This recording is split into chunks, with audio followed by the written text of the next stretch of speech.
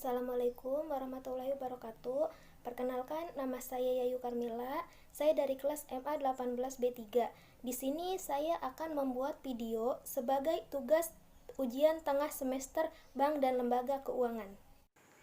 Di sini saya akan membahas tentang pasar keuangan dan sistem keuangan yang masing-masing memiliki 5 pertanyaan yang akan kita jawab pada presentasi ini. Yang pertama, jelaskan perbedaan pasar uang dan pasar modal. Pasar uang merupakan pasar yang memperdagangkan aset keuangan dengan instrumen utang jangka pendek. Pada umumnya, jangka waktu jatuh tempo surat utang di bawah 12 bulan. Sedangkan pasar modal adalah pasar bagi aset-aset keuangan jangka panjang, yaitu aset keuangan yang jatuh temponya di atas 12 bulan. Di pasar ini, aset keuangan yang diperdagangkan bisa dengan instrumen utang, bisa juga dengan instrumen ekuitas.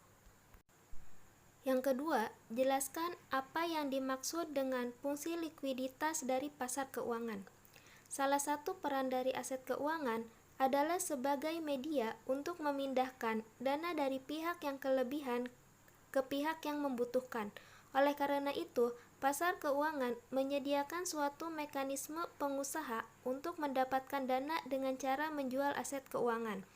Selain itu, pasar keuangan juga menawarkan likuiditas bagi investor dengan cara menjual aset keuangan yang dimiliki.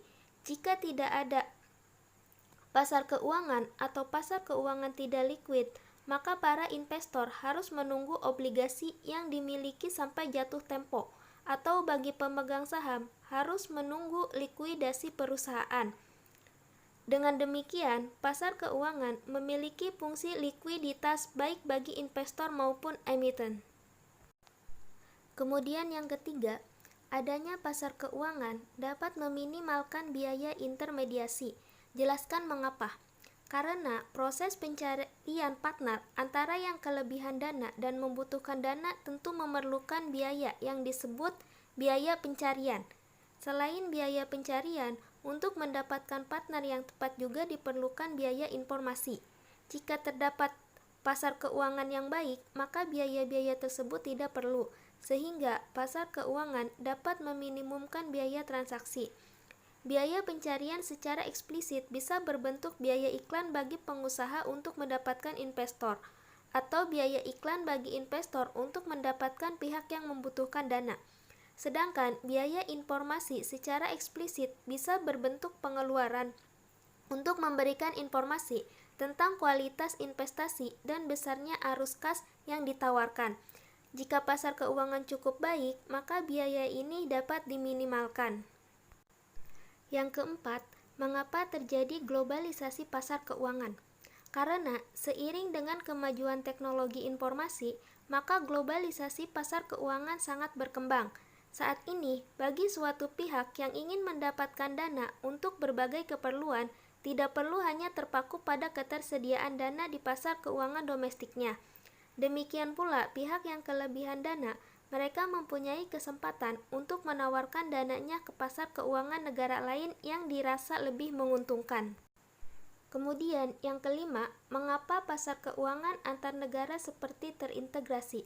Di sini terdapat beberapa faktor yang menyebabkan integrasi pasar keuangan antar negara. Yang pertama, deregulasi atau liberalisasi pasar keuangan. Yang kedua, kemajuan teknologi, khususnya teknologi informasi. Yang ketiga, datangnya kemajuan kelembagaan pasar uang.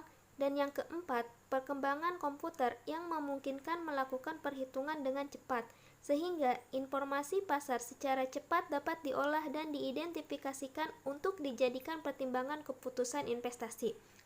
Dari 4 faktor ini didukung pula oleh 4 hal. Yang pertama, perilaku pengusaha yang tertarik untuk memanfaatkan pasar-pasar keuangan di luar pasar keuangan domestik mereka. Yang kedua, ada kemungkinan di pasar keuangan negara lain dana ditawarkan dengan biaya yang lebih rendah daripada di pasar domestik. Yang ketiga, adanya upaya untuk mengatur dan mendistribusikan risiko oleh para investor. Dan yang keempat, adanya motivasi di mana suatu perusahaan sering tidak mau tergantung pada investor salah satu negara karena alasan posisi tawar. Selanjutnya kita akan membahas tentang sistem keuangan. Yang pertama, jelaskan apa yang dimaksud dengan sistem keuangan. Sistem keuangan merupakan sistem yang terdiri dari unit institusional dan pasar yang berinteraksi dengan cara tertentu untuk memobilisasi dana guna memenuhi kebutuhan investasi dan menyediakan fasilitas, termasuk sistem pembayaran, untuk pembiayaan aktivitas komersial. Dalam kasus ini, peran lembaga keuangan adalah menjadi lembaga perantara antara pihak yang kelebihan dana dengan pihak yang membutuhkan dana. Di samping itu, lembaga keuangan juga berfungsi mengelola dan mengubah risiko. Kemudian yang kedua, jelaskan peranan lembaga keuangan dalam sistem keuangan. Dalam kasus ini, peran lembaga keuangan adalah menjadi lembaga perantara antara pihak yang kelebihan dana dengan pihak yang membutuhkan dana. Di samping itu, lembaga keuangan juga berfungsi mengelola dan mengubah risiko. Kemudian yang ketiga, bila sistem keuangan baik, maka akan memberi banyak manfaat bagi perekonomian. Jelaskan manfaat sistem keuangan tersebut. Yang pertama, kemudahan untuk melakukan transaksi pembayaran sehingga produksi dan perekonomian dapat tumbuh dengan pesat. Yang kedua, menentukan harga aset keuangan termasuk di dalamnya bunga kredit. Yang ketiga, memudahkan pemindahan dana dari pihak yang kelebihan kepada pihak yang membutuhkan. Yang selanjutnya akan dibelanjakan alat-alat investasi untuk meningkatkan produksi. Yang keempat, memberikan keleluasaan bagi rumah tangga dan institusi-institusi lain untuk melakukan investasi, meskipun mereka tidak perlu melakukan usaha secara teknis. Dan yang kelima, mampu memberikan sinyal perkembangan ekonomi makro ke depan.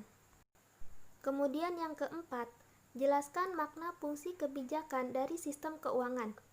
Sistem keuangan, dalam hal ini pasar keuangan, dapat menjadi infrastruktur atau prasaran kebijakan pemerintah. Misalnya kebijakan moneter. Jika pemerintah ingin menambah atau mengurangi jumlah uang beredar, maka pemerintah bisa menggunakan pasar keuangan sebagai prasarananya. Contoh, jika pemerintah, dalam hal ini Bank Sentral, ingin mengurangi jumlah uang beredar, maka Bank Sentral dapat menjual surat berharga di pasar uang. Selain itu, pemerintah juga dapat menggunakan pasar keuangan sebagai prasarana untuk melakukan kebijakan fiskal. Misalnya, pemerintah ingin menambah dana anggaran pendapatan dan belanja negara APBN, maka dapat menjual surat berharga, misalnya surat utang negara atau SUN, di pasar keuangan. Dalam kaitannya dengan arus keluar masuk uang, pasar keuangan juga dapat digunakan untuk mengatur keluar masuknya uang dari dan ke dalam negeri.